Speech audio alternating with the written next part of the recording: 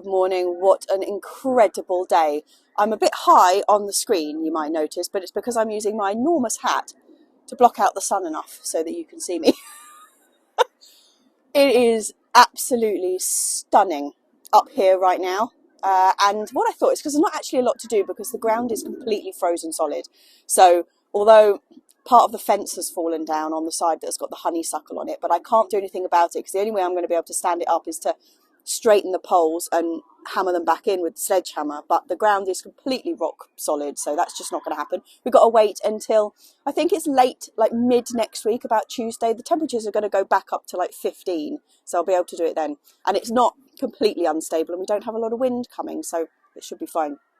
Anyway, in saying that there's not a great deal to do, what I thought I might do is just do a little bit of a plot tour. Not a thorough, like going around every single bed, but we do have quite a lot of stuff still on the go.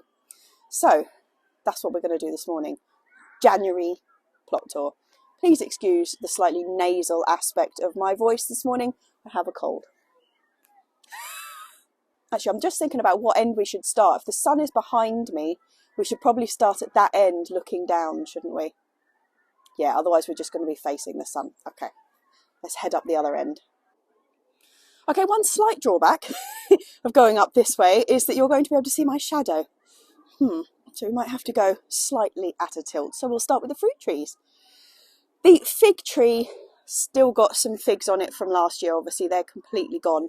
But we do have the little peas that will turn into figs next year. So that is looking positive. And underneath the fig tree, we have true signs of spring. Look at that. The daffs are making their appearance. Some of these are actually ones that come out quite early February. There is February gold in there. And another one which isn't supposed to be that early, but always comes up super early under here.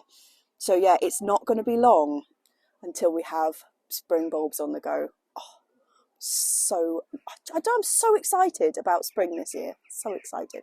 Similarly, we have bulbs coming up under the apricot tree. Now, the apricot tree is desperate for a prune.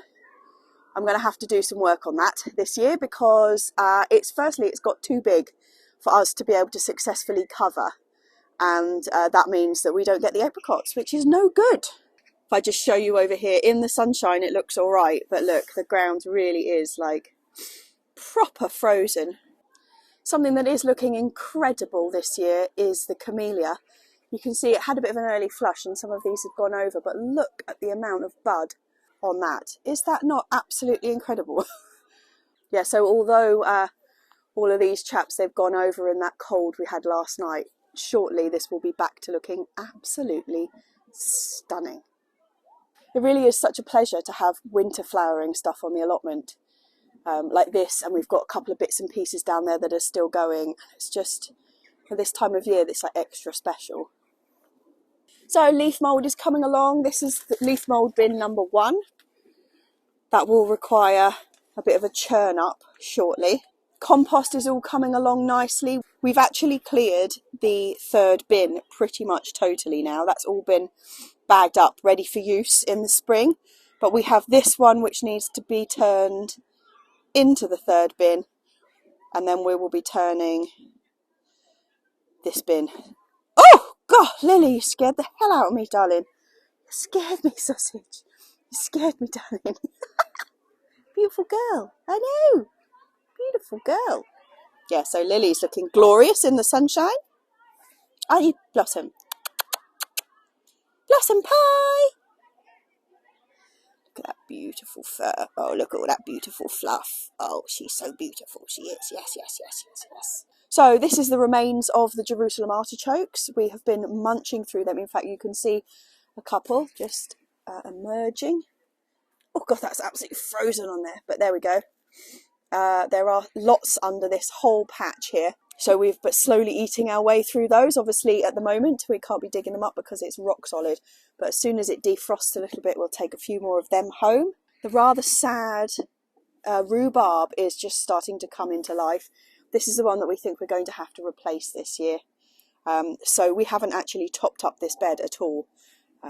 Yeah, sorry to spring that on you little rhubarbs, but I don't think you're going to be doing much this year. The broad beans seem to have really appreciated having that little bit of fleece put on them that I put on last week. If we have a look inside, you can see that they're actually still pretty strong looking, and I'll show you the field beans that we've got down there, which are pretty much the same plant, but they haven't been covered, and they are really a bit, I mean, they'll recover, but they certainly show it when they don't like the cold. The peppermint chard that we covered just with the EnviroMesh, it just keeps the worst of the cold off. I'm not going to lift it up, but they're actually looking pretty okay under there. There are some leeks on the go at the end of this bed. I don't really know what they're going to do next year.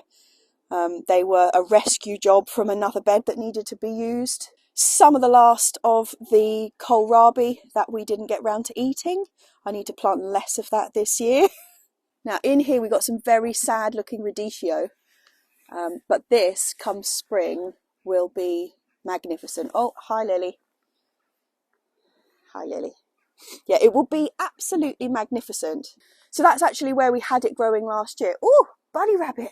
Oh, Lily's seen my camera is reflecting on the ground, like the light because of the sunshine. It's reflecting. Can you see her? Oh, that's a shame. She is very fierce. Yeah, those are radicchio that we chopped off last year, so we've already harvested one from each of those. But if you just leave the roots in the ground, they re-sprout a whole load of heads, so that should be good for the spring. What's going on, Rabbit? Is that a bit of excitement? Yeah. Everything is quiet in the fruit cage. The loganberry that we planted this year has done fantastically well. That's got really big. We've got 3 currant bushes growing in there now. All look pretty happy. 4 gooseberries coming along just fine. The raspberries at this end that I have already chopped down. They will be good in the spring. And then the grapevine, which I gave the very fierce haircut to a couple of weeks back. Fingers crossed for grapes this year. Because I don't need to remind you how outstanding and how joyous the grapes were that we did get this year. First grapes off plot 37. Oh, outstanding. Top bed, we have got a bit of Beata chard in the end there. We've got garlic in the middle that is just sort of starting to show, and then we've got some chard at this end. The peppermint chard, this is the first year that I've grown it, and the first year that I've had it over winter. Now the Beata I know will survive. It looks a bit sad at the moment, but that will spring back no problem. I'm unsure about the peppermint chard, so we will find out. A couple of white sprouting broccolis in here that look really quite nifty. These did the classic actually. So total classic, when you grow something and you've got excess and you give them to a neighbour or plot neighbour or for somebody else to grow, they always grow much better with them than they do with you. So these came from George up the way, and he just gave us his like excess. He gave us two plants, and his all got by caterpillars, and then they just failed and looked really, really sad. And ours, the 2 he gave us, look absolutely magnificent. So this is the rule. Maybe we should all be growing things for each other. But yeah, they're looking really good, and I'm really excited because these are going to kind of fill the void of the 9-star broccoli, although I've got the one. We're going to have a bit of white sprouting broccoli as well. So they are pretty good looking plants in there. In the side here, I've got one very sad looking Cavallonero at the back there that was a bit of a rescue job. I'm not entirely sure what that is. And then there is a kale down here, which was also a mystery jobby. Pond is frozen solid nicely. So you can see it's really quite thick. We have really got to do something. You see all that grass in the middle there? We tried last year to get that out, but we're going to have to do a better job of it because it's really starting to clog up the whole centre of that pond. Pants. A couple of perennial bits and pieces in the end of this bed. We've got the garlic chives that I have left the seed heads on because they are so pretty. They're just lovely. And when I first got up here this morning and this was all frosty, oh, stunning. Should have taken a photo. Silly woman. We got some fennel in there, but that's fennel like that you eat the fronds from rather than bulbing fennel. And the ever unsuccessful globe artichoke.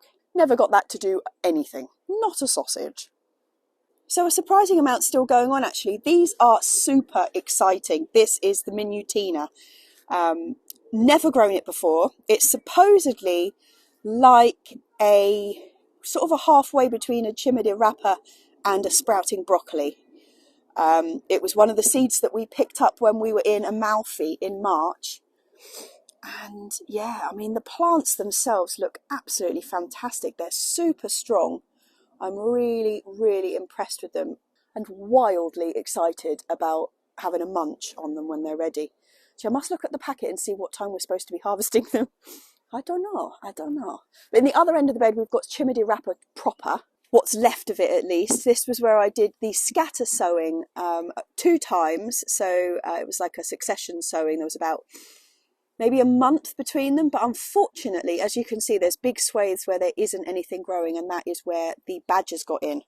Worm hunting. In fact, I'm not even sure that that particular bit of damage was badgers. That could have been foxes because it looked like worm hunting. But still, there is something growing in there. And we've got some really, really good stuff. Actually, where Mum is, can I point? Yeah, where Mum is down there, we've got some chimida wrapper, which is just so close to being picked. So exciting. Not a lot going on in here. The 9-star is hidden under its little bridal veil. And then we have the hopefully toasty warm dahlias under the leaf and cloche scenario. The brassica cage that was originally for the perennial brassicas, but that we lost them. Not very perennial, but we have got some excellent calets on the go down there. So these are getting very close to picking time. In fact, we've got some on here which we probably could pick. They're a little bit small. There's some big boys in the back there though. Yeah, so absolutely lovely. Calets, for those who don't know, are like an open flowery Brussels sprout.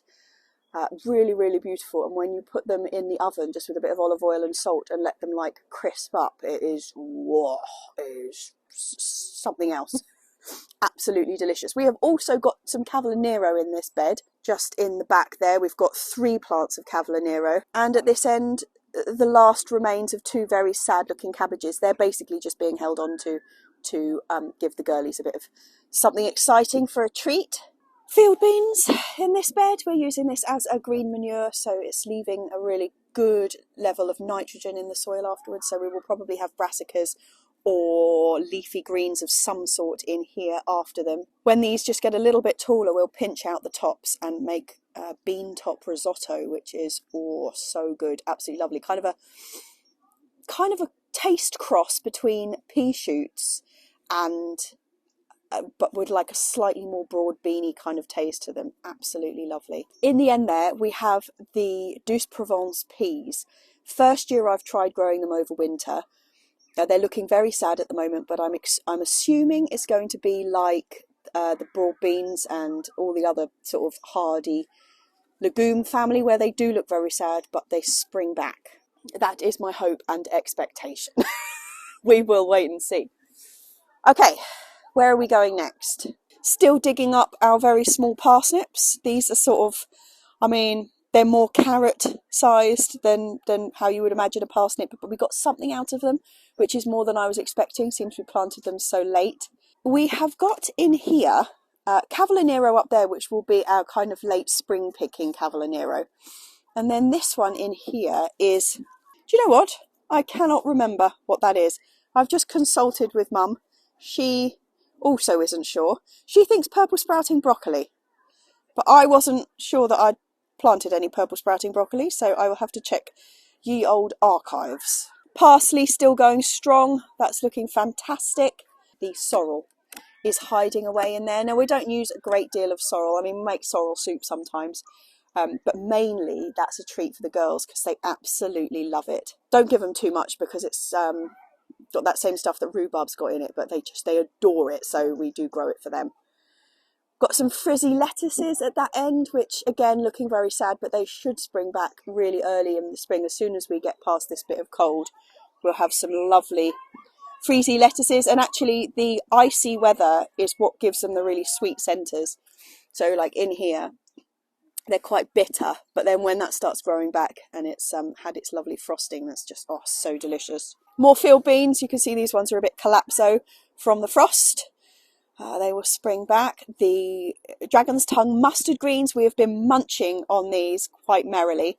You can see that we've taken off quite a lot of the growth because they've got like all these multi-stems where we've been chopping away at them, but we just chop out like the growth tips every time they sprout new, and they are absolutely delicious. You can see how beautiful these leaves are. Let me just do a bit of a close-up look at that with the purple veining and the pale green, and oh, they're just absolutely beautiful plants. A little bit of peppermint chard sneaking in on the end there. A Lil watching us in the sunshine. Happy girly, happy girly. Here is the excitement of the chimney wrapper that is nearly ready to go. You can see we've got some absolute stunning fatty sprouts coming along in here. Not quite ready. It needs to be a good 4 inches or whatnot taller than that. But look, oh, beautiful. Again, we would have had a whole like half bed of this if somebody hadn't come along and dug most of them up right at the beginning of the season. But you know, still we get something from them. Got some chard under there. That is the lucullus. So although most chard is really quite hardy, like the Beate one, the perpetual spinach type that we grow, super hardy, the lucullus really soft and doesn't like the cold. We've managed to keep it going over winter a couple of times. It does really well in the polytunnel, and we've had one like covered like cloche bed with it before. It was perfect. So I've got this one out here, which was kind of really late sown and going to be our spring sowings. It was going to go in the polytunnel, but obviously we've cleared the polytunnel out. There's just nothing in there at the moment other than a bit of parsley and some coriander, because I'm going to be doing major works in there. We didn't want to put anything that was going to be growing over winter. I mean, I say that with hindsight. We tried and loads of things failed in there. Everything just got eaten off. So we've decided that this is the year that we don't want anything to grow in there. And we're going to clear out and redo the bottom to keep the rats out. That's the plan. Yeah, but in that bed, the lucullus, hopefully that little bit of cloche that's over the top of it will mean that they're going to survive the winter, and we will have them for spring. And in the end of the bed, we have got the magnificent chicory. So we've got 2 types of leaf chicory in here. One is green leaf chicory and one is red leaf chicory. And they again will be for spring munchings. Wonderful. They tend to grow quite a lot like the chicory that were at the other end, totally different type. Like that's like a bulb forming chicory and this is a big leaf chicory. But these chaps, if you do chop them off, they tend to just sprout again from the bottom, so you get more than like one whack at the crop, which is nice. And what else do I have to show you? That's sort of all we've got going on, which is quite a lot for January actually. Oh God, I haven't even gone round the shallots and the garlic. What am I doing? Right, shallots outside the greenhouse. Shallots actually looking really quite good. I'm very pleased with them. We haven't grown a lot of them this year. There's only one that hasn't come up in the middle there, and oh, it is just starting to appear. Can you see just down there's a little bit of green? So that is full success. We have the checkmate garlics going along quite nicely out here. Looks like we've got a lot going on, but actually these are just pots of soil and water. And a quick nose in the greenhouse. Oh, it's lovely and warm in here. The carrots. The carrot experiment seems to be working. This was from the original sowing. We only actually ended up with one left of them. But look, we've got quite a lot of these little chaps coming along, which is lovely. So hopefully we'll get some really early carrots from them. The coriander that Mum rescued out of the bottoms of the pepper pots from the summer. A load of chard. These are the leftovers of what we tried to plant in the polytunnel, but it just got slugged. So rather than just like sending waves of chard plants to their death, we decided we would just hold on to these ones until spring and get them out then. And then we've got garlic. That is just starting to come up. Got the one there, and obviously I was digging around in there the other day, so I did actually find them. They are emerging. 2 pots of garlic. Oh, there's also a couple of strawberry runners just taking refuge in here for the moment. We've got a load more of them to pot up. But that, chaps, is January on plot 37. Not bad, actually. I mean, I felt like we didn't get a lot growing this year, mainly because of the failures in the polytunnel. But actually the stuff that's growing outside is quite good. Got quite a lot. We've only got the top 2 beds and one on the side, and then we've only got like 4 beds that don't have stuff growing in them. So that is not bad. Mum is just heading into the greenhouse to warm up, if she can get in the door. I've just opened it. Go on, you're skinny enough to get through that gap.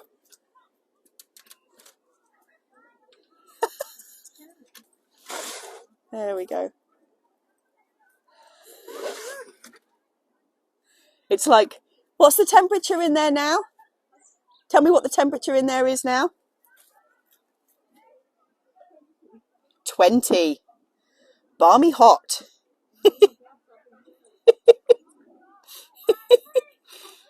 But that, chaps,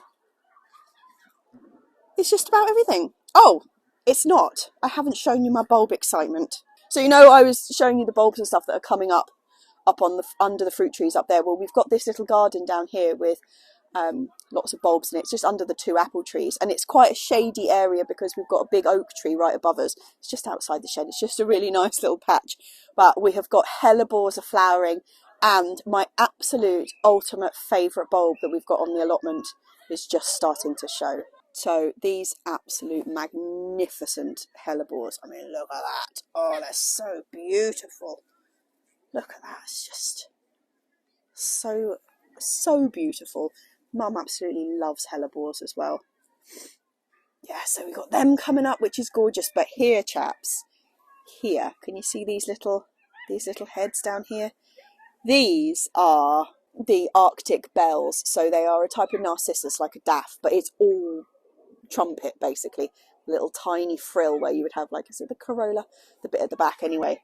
Oh, they're so beautiful, and they come so early in the year that it's just a complete and utter joy when they come up, because they're yellow, but they're not really bright yellow. They're like a pale primrose yellow, and they're so delicate and so beautiful.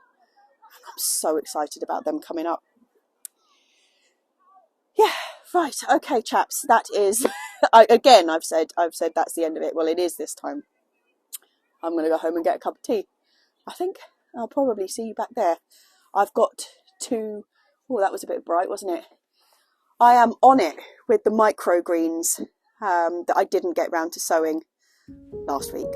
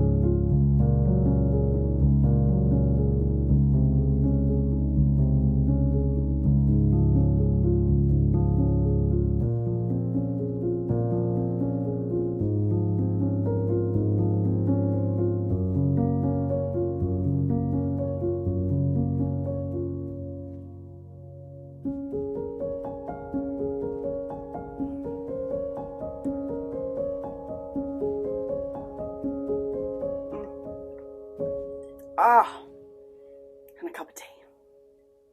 Okie dokie. First order of the afternoon, microgreens. So for the microgreens that I am sowing, I'm sowing the ones that Ian at Grown Local sent me. So he sent me like a kit, which is these cardboard trays and the coir. And the coir is that stuff that you water, you know, and you just...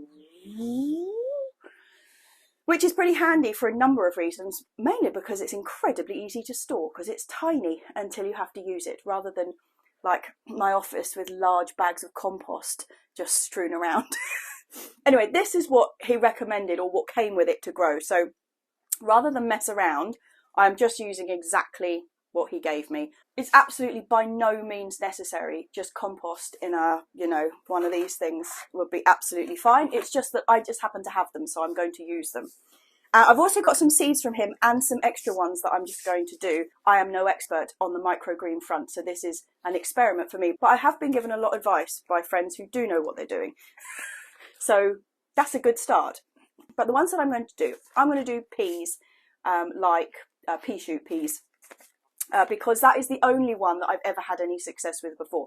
If I can find a picture of my incredibly successful pea shoot peas, it will be on your screen about now, because I was well impressed with these, and I didn't actually sow them. My plot neighbour sowed them in that beautiful wooden box. That's why it's like presentation standard. She is particular, and everything she does looks wonderful. Anyway, so they were in that box, and oh god, they were just so good. So I'm hoping, little peas, that you're going to do well for me. So they're going to go in one of them. And then microgreens, as far as I can tell, almost any brassica seed seems to do well, or like the hardy brassica seeds, so not like the turnips, although turnip tops are also excellent. So I guess they must do microgreens too. But the ones that I'm doing are red cabbage, red Russian kale, and I'm also going to do some mizuna, just as like a cut and come again microgreens. But it seems like almost any of these brassicas, and now I have a huge tray here somewhere. Which one's my brassicas? This one. This is my brassica tray, and I have got so many in there which are, I wouldn't say like really old seed, it's not like 15-year-old seed, but it's seed that's kind of gone past its best, or it's varieties that I don't necessarily want to kind of come fruition, like very large red cabbages and stuff. I don't really have the space to grow them, so I'm not going to. So I think what I'm going to do, if this is successful, I'm just going to get all of that seed, which I don't think I'm going to grow, or if I think it's a bit old and the germination rate might be a bit dodge, because when I sow brassicas to actually be like, I'm a brassica, like a, I can't even think of one now, like a kalettes or a cabbage or Brussels sprouts or something, Cavallonero, I only sow like, what, 8 at a time or something, so just in their individual pots. And if you've got a poor germination rate, you end up with 3, it kind of messes up your system. So I tend to go like fresh seeds. I've got loads of it. So if this is successful, I've got a use for it. Excellent. So I'm just going to sprinkle them on the top of there, and then I'm going to cover them with vermiculite, which I have been told is the best way forward. So there was just the right amount of koi in the little discs that came with these, obviously to fill the pots, because it would be a bit silly if it was the wrong amount. It seems it's a kit. I'm just going to push that down.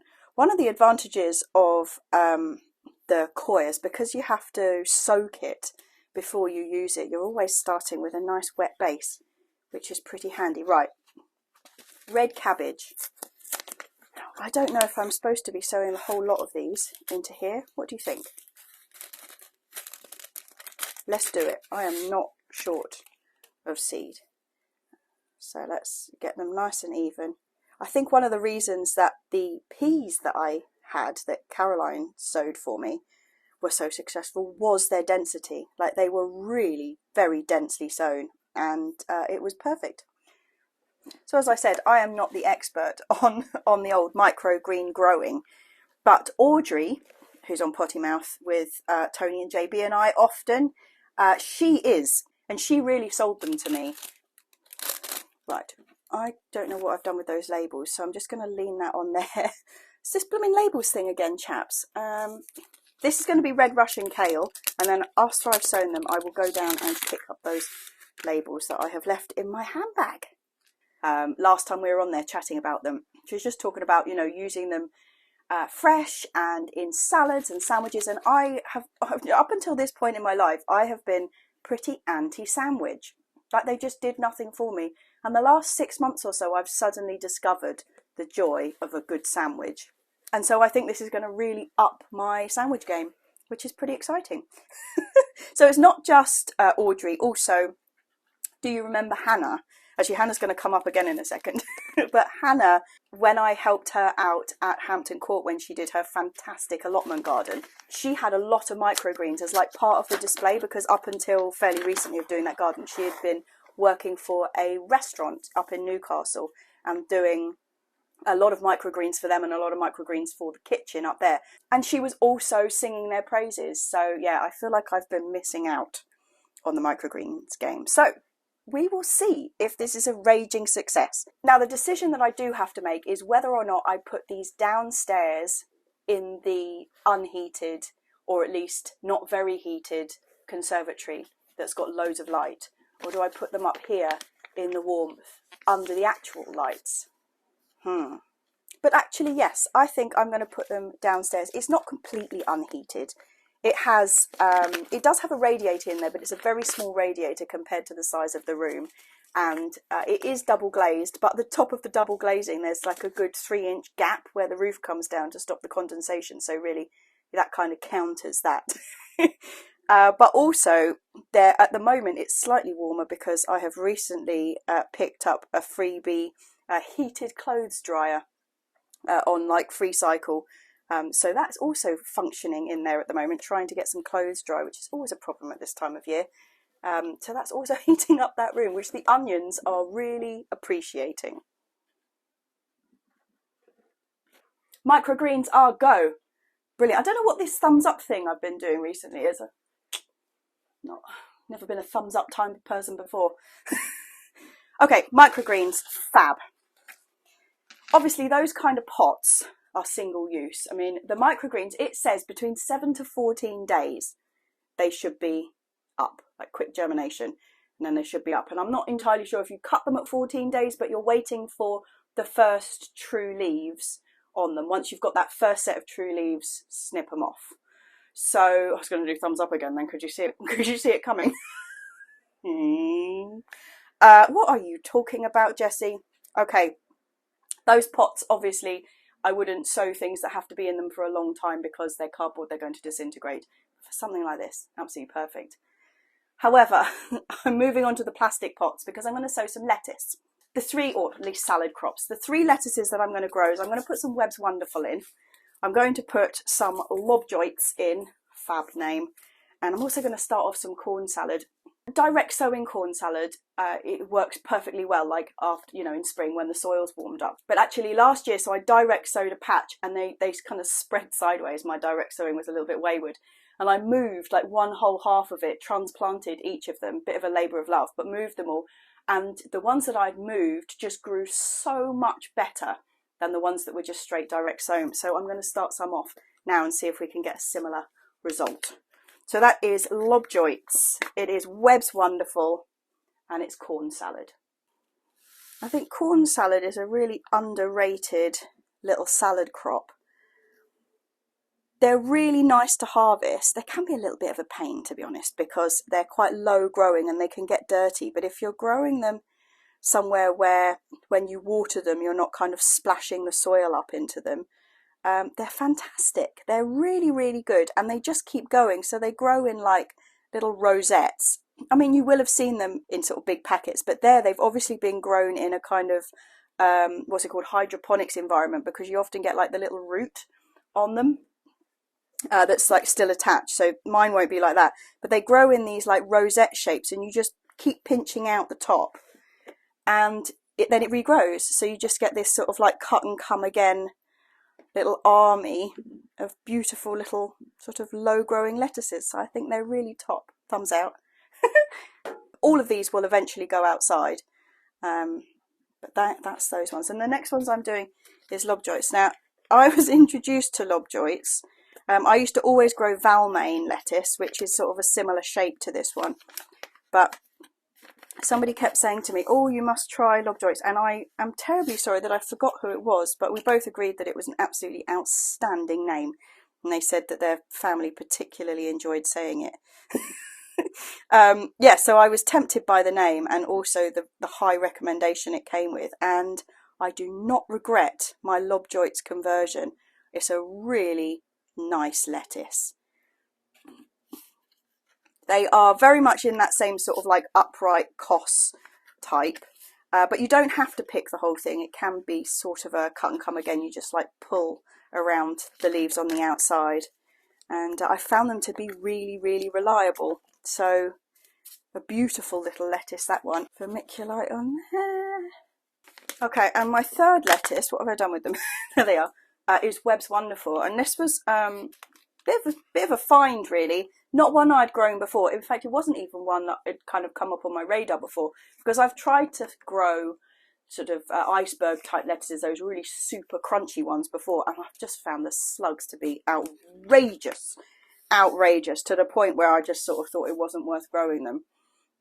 Was wandering around in the seed section at the garden centre, and this has got the pretty outstanding claim on it that's Britain's best loved lettuce, and I was like, well, come on, gotta have a go with that. And I've got to say, it's the most successful crunchy lettuce I've ever grown. It's got a beautiful flavour, there is no bitterness at all, and so far, unless it's been complete fluke, they've been really successful.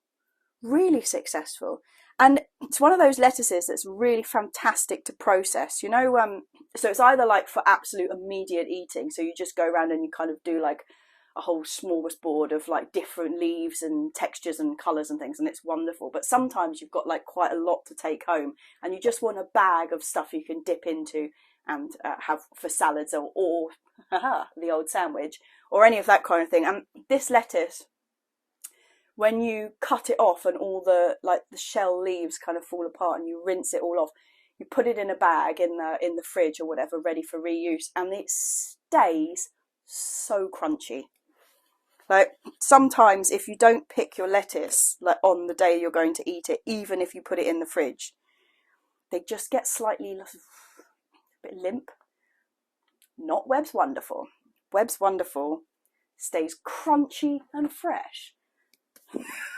I'm not paid by Webb's Wonderful, by the way. Okay, right, what order did I do this in? It was corn salad, lobjoits, Webb's Wonderful. We are making progress. Fab. Now I just must remember to run downstairs and get the labels for these before I move the bits of paper off the top and forget what I've sown. So I also have flowers to sow. I've got some snapdragons. Johanna picked me up just a mixed selection of them, and I've got loads of flowers to sow, but I'm going to hold off on the flower sowing and also the discussing of the flower sowing, because last week on Potty Mouth, Audrey brought up the fact that she quite fancied doing maybe a flower growing special, because she's going to really up her flower growing game this year, as is JB, who's, I don't know, he seems to have had a revelation that he doesn't actually like eating what he grows. Silly man. Or at least not huge quantities of it. So he's also going big on flowers. I've decided I want to really up my flower game this year too, because they just bring so much joy. Like the zinnias, my sort of discovery for like 2 years ago, they're just wonderful, and I've got such a selection to grow this year. I'm really excited about it. But we've decided we're going to do a Potty Mouth special on flowers. If you were listening, Tony has only ever grown cosmos, so we'll see how he fares. We might convince him. He might turn the whole allotment over to flowers. Who knows? So it'll be Tony, Lord Chief Master, JB, me, Audrey, who's big on flowers this year, and then we'll have Soph and Hannah, who've also decided they're doing big flowers. Soph, just because she loves them, but Hannah got engaged, and which means that she has a wedding approaching, and she's going to grow all the flowers for her wedding. So, I mean, talk about glutton for punishment, but that is what she's doing. So she's probably going to have a lot to say about flowers. And talking of Hannah, she was in town, 2 days ago. So we met up and had a pint or two, which was really nice because I haven't seen her since Hampton Court. Jolly times. Also, congratulations. So it seems I'm not actually going to be doing the flowers now or discussing varieties because that is going to be when I actually sow them. I thought since we did the plot tour this morning, I should continue by showing you what's happening with the onions and the chilies and all that kind of stuff. So if I just swing you around slightly, this is my current setup. We have the chilies, the ones that I originally sowed on the 1st of January but didn't water until I think it was the 7th or the 8th. So they're running a week behind. So essentially I sowed them on the 8th. One half of them are looking absolutely fantastic. So these guys are all looking fantastic. Aroma came from Grown Local, that is a habanero. The Korean, the Sugar Rush Stripey and the Champion came from JB. They're looking fantastic. In this end row here, I only planted 3, are the Boot Jolokia that I finally sowed, but that was only about 3 days ago, so they are clearly not up. But what is also not up are my lemon ají, my orange habaneros, and my pineapple ají. Now these are all saved seed, and when I think about it, I think it's saved seed not from last year but the year before. So I have taken some of my lemon ají that I had dried downstairs, still got loads of seed in that, so I've just taken some fresh, some new stuff, and I'm going to sow them again this coming week. I'll just re-sow some of them. Unfortunately, what I don't have any of are the orange habaneros, so I've just ordered some more of those because I'm not willing to do without. They are my, like, the lemon ají and the orange habaneros are just my two, like, standard, I want them every year. So not having them would be a bit sad. Unfortunately, my pineapple ají, I don't have any more seed for that. That was the end of it. So I'm just going to heat that section as best as I can and just hope that they're being really, really slow. Fingers crossed for those. But underneath, we have got the other peppers, and next to them we've also got the peppers and aubergines that I sowed last week's video. There's also, down here, we've got the melons and the cucumbers. No sightings yet, but they have only been in there a couple of days. The heat mat, so the heat mat that I've got underneath here, the little one, I completely forgot to put the link on last week's video, but I have now. So if you look underneath, there's like a pinned comment, and also it's in the notes. It'll be in the notes for this video as well. I'll stick it underneath. But it's actually proving really good. So it's got a little thermometer so I can set the temperature, and it's hot. I do need to put something between this metal shelf and it because obviously a lot of the heat is just going into the metal shelving. But I haven't got around to that yet, so I'm going to like put some padding between them to stop that happening.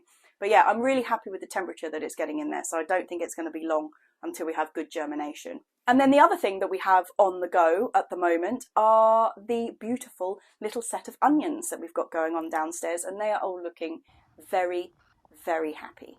So that is the Ishikura spring onions.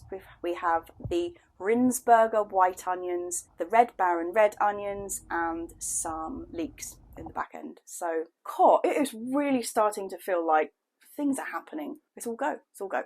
Very exciting. We'll see. Cheers, chaps. We're spending a lot of time in this little room at the moment, aren't we? Anyway, first thing to say is right at the beginning of this video, I talked about a bit of fence that's got the honeysuckle on it had kind of fallen forward, and I said completely unstable and we don't have a lot of wind coming. Well, since that point we've had an amber warning, and last night I can tell you it was so noisy outside.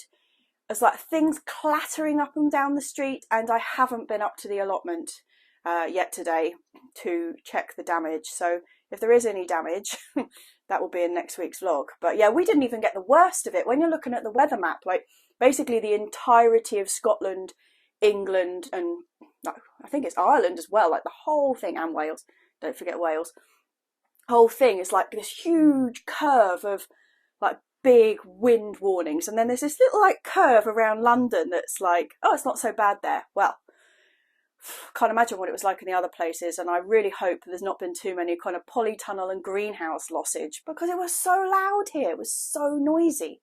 So yeah, hopefully not too much. Anyway, while we're talking about booze, I've actually just got, not that we were talking about booze, while I'm thinking about booze.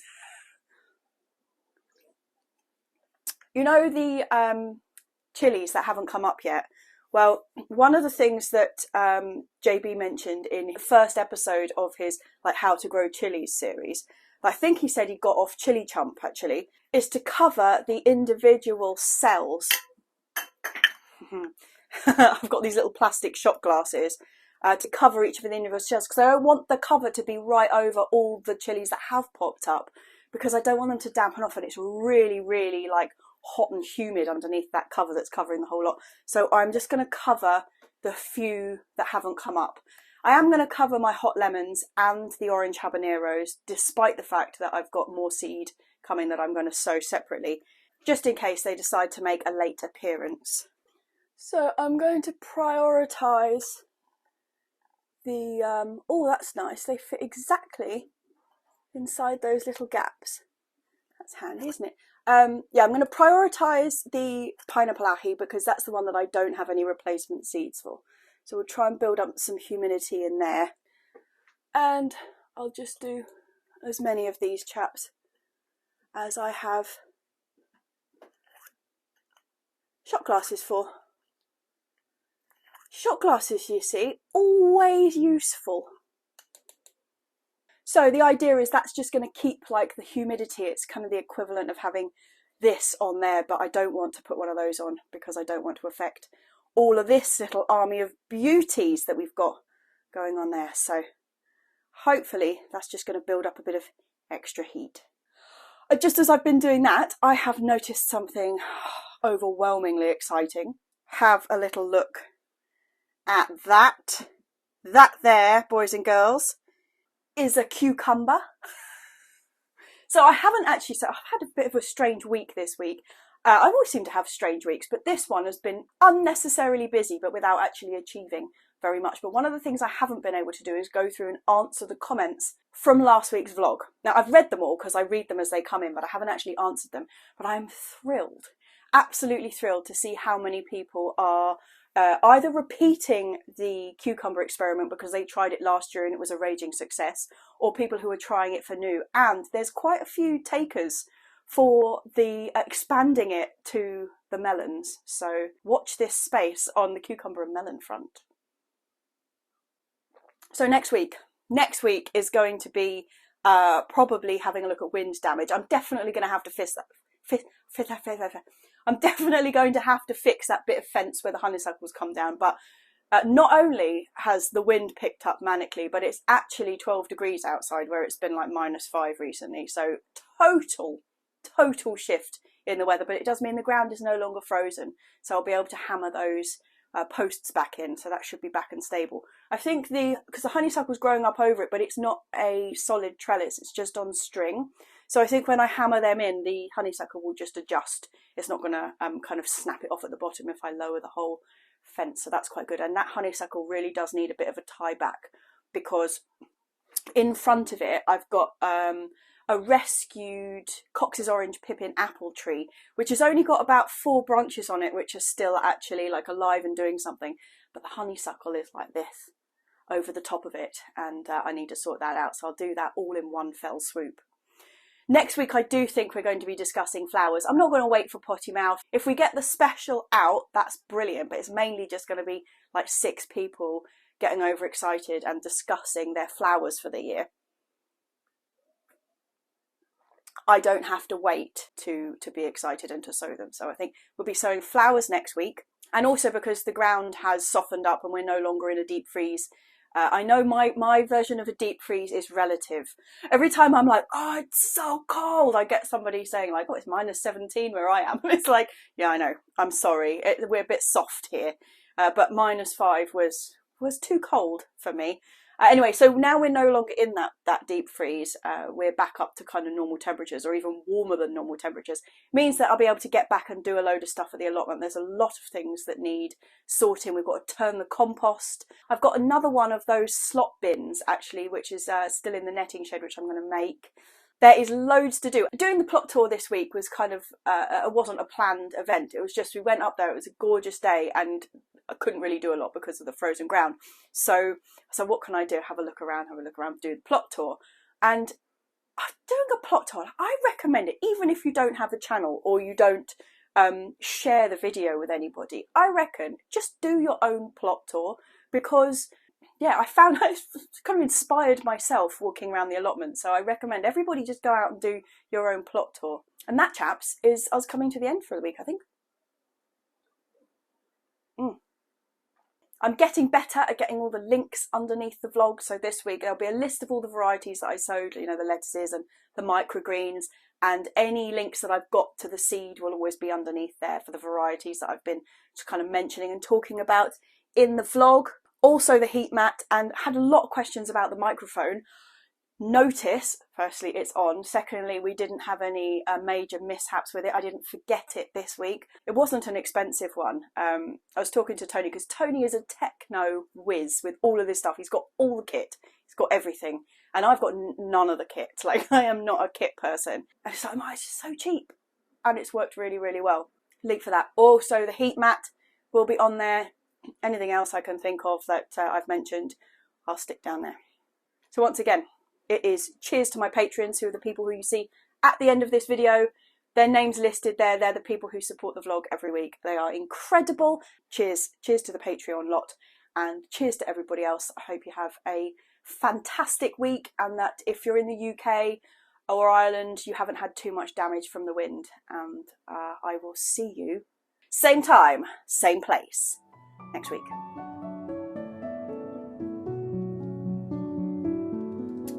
Cheers, chaps.